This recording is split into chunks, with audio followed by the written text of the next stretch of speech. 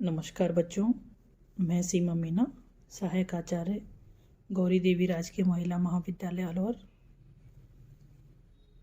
हमारा आज का जो विचार विमर्श का जो विषय है वो है रीतिकालीन कवि सेनापति। और हमने पिछले व्याख्यान में भी रीतिकालीन कवि सेनापति पर ही विचार किया था। आज हम उनके जो पद हैं आगे के उन पर विचार विमर्श करेंगे। तो उसके लिए आपको रीतिकालीन काव्य संकलन की जो पुस्तक है आपकी, उसका पेज नंबर 72 देखना है। 72 नंबर। तो आप देखिए, केतकी अशोक नव चंपक बकुल कुल, कौन धो वियोगनिक को ऐसो विकराल है। सेनापति सांवरे की सूरती कराई कर डारत बिहाल है। दक्षिण पवन एति ताहू की दवन जरू, सुनो है भवन पर देश प्यारो लाल है प्रबाल फूले देखत विकराल जाऊं, फूले और साल पे रसाल उर्साल है। यहाँ पर जो कवि सेनापति हैं, ये जो पद है ऋतु वर्णन से तो लिया गया है। और इस अवतरण में जो कवि सेनापति हैं वो बसंत ऋतु के कारण प्रकृति में आए परिवर्तन से जो गृहिणी नायिका है उसके जीवन पर, उसके व्यवहार पर क्या प्रभाव पड़ता है, उसके जीवन पर किस प्रकार प्रभाव पड़ता है, उसके बारे में वर्णन किया गया है। कि जब बसंत ऋतु का आगमन होता है तो संयोग श्रृंगार में यानी संयोग वर्णन में जो नायिका और नायक हैं वो खुश होते हैं, प्रसन्न होते हैं। लेकिन जो गृहिणी नायिका है यानी कि जिसका प्रियतम उससे अलग है, जब बसंत ऋतु का आगमन होता है तो चारों तरफ सारी प्रकृति है वो प्रसन्न रहती है, चारों तरफ फूल फल लगे हुए होते हैं। तो वो जो वातावरण है वो जो गृहिणी नायिका है उसको अपने प्रियतम की याद दिलाने लगती है और इस कारण उसका जो कष्ट है वो बढ़ जाता है। केतकी यानी केतकी का पुष्प, अशोक वृक्ष, चंपा, बकुल, ये सब कौन धो यानी किस प्रकार वियोगिनी नारी के लिए को ऐसो विकराल है। विकराल यानी भयानक। वियोगिनी नारी के लिए, वियोगिनी जो नायिका है उसके लिए भयंकर विरह संतापदायक होते हैं। यानी जो नायिका है वो विरह व्यथा से पहले से ही व्याकुल है। वसंत ऋतु के आगमन के कारण प्रकृति में चारों तरफ सौंदर्य बढ़ जाता है, जिसके कारण नायिका का जो कष्ट है और बढ़ जाता है। तो केतकी, अशोक वृक्ष, चंपा, बकुल, ये सब वियोगिनी नायिका के लिए भयंकर विरह संतापदायक होते हैं। सेनापति सांवरे की सूरती की यानी जो पहला सुरती है उसका मतलब है काम क्रीड़ा, और दूसरा सुरती है वो है रूप यानी शक्ल आकृति। ये जो सब है वियोगिनी को उसके सांवरे की, सांवले यानी प्रिय की, सांवले प्रिय की, सुरति की यानी उसकी शक्ल यानी उसका जो आकार है, उसका जो रूप है, और उसका जो उनके साथ जो बिताया हुआ समय है भोग विलास का, उसकी याद दिलाकर सूरती कराई कर डारत बिहाल है, उसे बेहाल बनाए दे रहा है। यानी जो सौंदर्य उपादक, जो सौंदर्य के उपादान हैं, जो केतकी का वृक्ष है, जो फूल है, जो अशोक वृक्ष है, जो चंपा का फूल है, बकुल का जो फूल है, वो वियोगिनी नायिका के लिए वह संतापदायक होते हैं, क्योंकि इनके कारण उसे अपने सांवले प्रियतम की रूप आकार यानी कि उनका सौंदर्य याद आ जाता है, और उनके साथ बिताए हुए भोग विलास के जो समय, जो उनका जो वक्त था, वो उसे बेहाल बनाए दे रहा है। दक्षिण पवन एति ताहू की दवन जाऊ, दवन यानी नाश।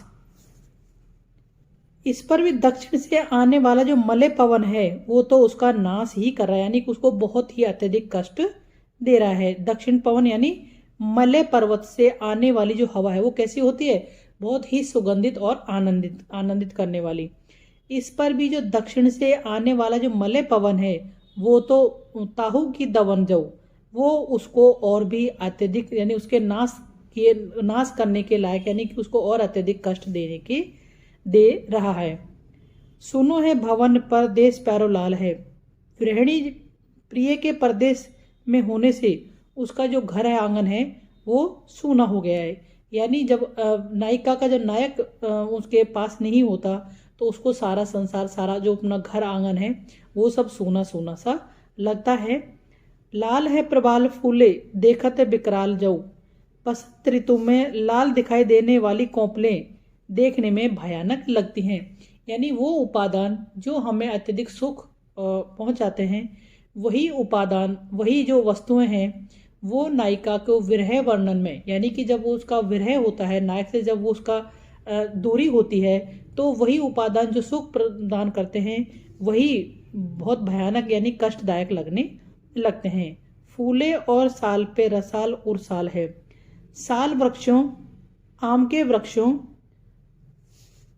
पर फूल लद गए हैं, ये गृहिणी के हृदय को सालते यानी कष्ट देते हैं और अत्यधिक दुख पहुंचाते हैं। फूले हैं साल पे, साल साल वृक्ष, रसाल यानी आम का वृक्ष, और यानी हृदय, साल यानी सालते हैं। आम के वृक्षों पर और साल वृक्षों पर जो फूल लद गए हैं, ये गृहिणी नायिका के हृदय को और अत्यधिक कष्ट देने वाले हैं और अत्यधिक दुख पहुंचाने वाले हैं। तो यहाँ पर जो कवि हैं उन्होंने प्रकृति में आने वाला जो परिवर्तन है उसका यथार्थ वर्णन किया है कि पतझड़ के बाद जैसे ही बसंत आता है, प्रकृति में चारों ओर फल फूल लगते हैं, तो चारी जो प्रकृति है वो बहुत अत्यधिक सुंदरवान लगती है। ये भी अच्छा वर्णन किया गया है कि संयोग अवस्था में जो चीज़ सुखद लगती है, विरहावस्था में गृहिणी नायिका को वही चीज़ें भयप्रद और कष्टदायक हो जाती हैं। यहाँ ये बात बहुत अच्छी तरह से स्पष्ट की गई है। यह प्रकृति का विप्रलंब यानी श्रृंगार के उद्दीपन रूप में चित्रण किया गया है। विप्रलंब वियोग श्रृंगार, यहाँ प्रकृति को यानी कि मानव का रूप मानकर उसका मानवीकरण, यहाँ पर मानवीकरण अलंकार है, यमक अलंकार और अनुप्रास अलंकार की भी यहाँ पर बार बार आवृत्ति होती है। मालती की माल तेरे तन को परस गई, और माल तीन हूते अधिक बसती है। सोने ते स्वरूप तेरे तन को अनूप रूप, जात रूप भूषण ते और न सुहाती है। सेनापति श्याम तेरी समझ निकाई रीजे, काहे को श्रृंगार के बितवती राती है। प्यारी और भूषण को भूषण है तन तेरो, तैरिये सुबास और बास बासी जात में। यहाँ पर जो कवि सेनापति हैं वो ये श्रृंगार वर्णन से संबंधित है, और यहाँ कवि ने नायिका के शारीरिक सौंदर्य का निरूपण, शारीरिक सौंदर्य का वर्णन किया गया है। कवि सेनापति कहते हैं, मालती की माल तेरे तन को परस गई, हे सुंदरी नायिका। नायक श्री कृष्ण तो तुम्हारे स्वाभाविक सौंदर्य युक्त रूप पर ही आकर्षित हैं, फिर भी तुम क्यों अपने सहज सुंदर शरीर को आभूषणों से सजाकर बेकार ही सारी रात व्यतीत करती हो। सोने के स्वरूप तेरे तन को अनूप रूप, जात रूप भूषण थे और न सुहाती है। वो कहती हैं शरीर को आभूषणों से सजा सजाकर बेकार ही रात व्यतीत करती हो। देखो मालती की माल तेरे तन को परस गई। देखो मालती नामक लता ने तुम्हारे सुंदर शरीर का स्पर्श पाकर अन्य सुगंधित लताओं से भी अधिक सुंदर सुगंध को प्राप्त कर लिया है। यानी जो नायिका है, जब मालती जो फूल है उसको अपने गले में धारण करती है तो नायिका का सौंदर्य उसे पड़ता नहीं है। मालती का जो फूल है वो नायिका के शरीर से स्पर्श होकर और अत्यधिक सौंदर्य को प्राप्त कर लेता, सुगंध को प्राप्त कर लेता, अर्थात तुम्हारा शरीर मालती से भी अधिक सुंदर और सौरभमय है। और माल तीनों से अधिक बसती, यानी कि माल और अत्यधिक सौंदर्य उसमें बस गया है। सोने ते स्वरूप तेरे तन को अनूप रूप, तुम्हारा शरीर है अनूप रूप लावण्य सोने से भी बढ़कर, और तुम सोने के आभूषणों से अधिक सुंदर लगती हो। यानी सोने ते स्वरूप, तुम्हारा जो रूप सौंदर्य है वो सोने के समान है और तुम सोने के आभूषणों से अधिक सुंदर लगती हो। जात रूप भूषण ते और न सुहाती है, क्योंकि तुम्हारा शरीर तो स्वर्णिम वर्ण से भी बढ़कर है। हे प्यारी नायिका, सेनापति श्याम तेरी समझ निकाई रीजे, तुम्हारा यह सौरभ कांति में शरीर तो सांसारिक आभूषणों का भी आभूषण है, अर्थात सुंदर आभूषणों से भी सुंदरतम है।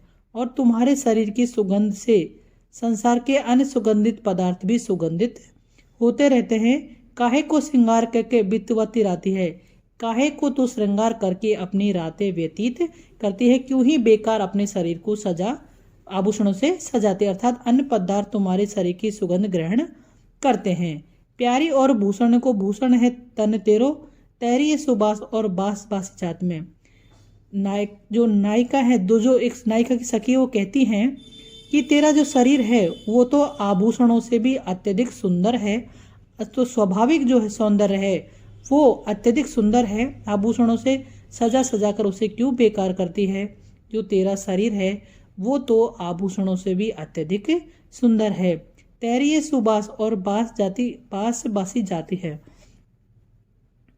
तुम निस्सार इस संसार को श्रृंगार करना छोड़ दो, कृत्रिम सौंदर्य विधान से अपने शरीर को विकृत मत बनाओ, क्योंकि तुम्हारे शरीर की जो सुगंध है इस संसार के अन्य सुगंधित पदार्थों से सुगंध आती है, अर्थात अन्य पदार्थ तुम्हारे शरीर से सुगंध ग्रहण करते हैं और उनका जो सुगंध है वो उनमें बस जाती है।